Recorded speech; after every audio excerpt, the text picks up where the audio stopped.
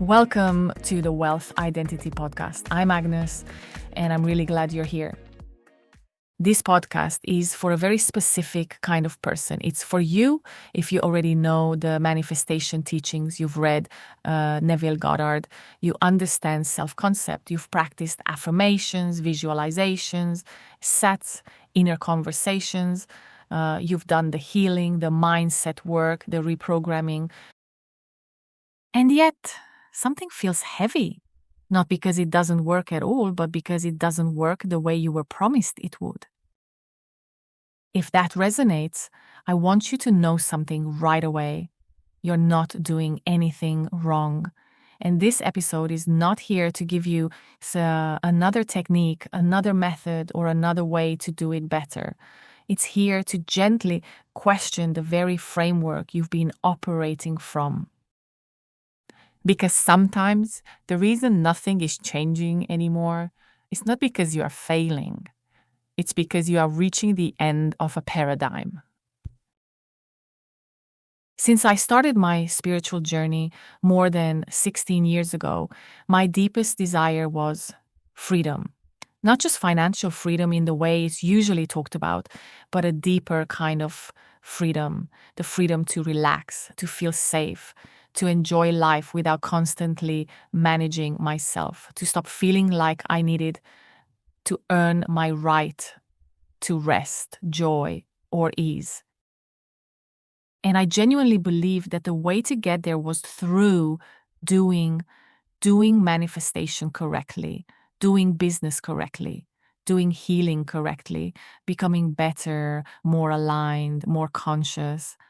I believed that once I mastered all of that, freedom would finally arrive. So I committed fully. Over the years, I studied and practiced countless modalities.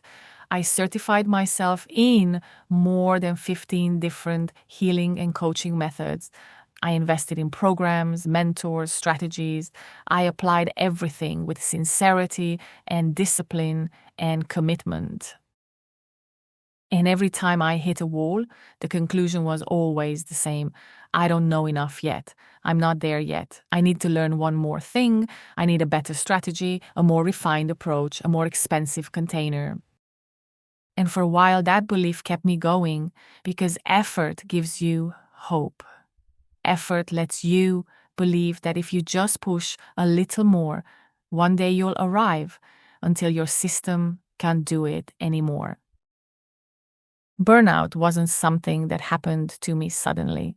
It was a slow erosion, a quiet exhaustion underneath motivation, a constant sense of pressure to become someone else, to fix something that never quite felt fixed. And eventually, I crashed. Not in a dramatic way, but in a very honest one. I simply couldn't push anymore. And when effort disappeared, something uncomfortable happened. I started to question not the techniques themselves, but the assumption underneath all of them. The assumption that freedom, ease, and effortlessness is something you get later. After enough doing, after enough becoming, after enough fixing. If you're familiar with Neville Goddard's teachings, you might recognize this phase. Neville didn't start where he ended. In the beginning, he taught techniques, imaginal acts, feeling the wish fulfilled, discipline of imagination. And those teachings are not wrong. They're training wheels. But toward the end of his journey, Neville began to speak very differently. Less about methods, less about effort, less about how, more about I am, more about being, more about identity. And that shift is where many people get uncomfortable because techniques give the doer something to do. Identity dissolves the doer. Here's what I've come to see, and this is important. Manifestation techniques don't fail because they are ineffective. They start to feel heavy because they are no longer appropriate for the stage you are in. At some point, continuing to do manifestation is like knocking on a door that has already opened. The effort itself becomes the resistance. And this is where so many conscious, intelligent, disciplined people get stuck. They don't realize they've outgrown the method, so they blame themselves. They think they're not disciplined enough, not consistent enough, not aligned enough, not healed enough, or enlightened enough, when in reality, something much deeper is happening. Their system is asking for a different orientation. Let's talk about wealth for a moment. Not money as numbers, but wealth as a state, as freedom and abundance. Most people believe wealth comes from effort, strategy, or worthiness. But if you look honestly, wealth behaves very differently. Some people work endlessly and never feel supported. Others seem to move through life with ease and flow. Opportunities appear without trying harder. This isn't because one group is better. It's because wealth is not a reward system. It's a mirror. It reflects identity. Not the identity you affirm, not the identity you're working toward, but the identity you quietly live from. And here's the uncomfortable part. If you are constantly trying to manifest money, abundance, success, recognition, you are living from the identity of not having it, no matter how spiritual the language is. The subconscious doesn't respond to your techniques, it responds to your position. This is where burnout becomes meaningful. Burnout is not a sign that you should quit. It's a sign that the old way can no longer carry you. It's consciousness saying, there is another way now.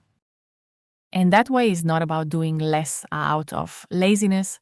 It's about stopping the inner fight, stopping the constant self-management, stopping the need to prove, earn, achieve, or arrive, because the freedom you're seeking is not at the end of manifestation.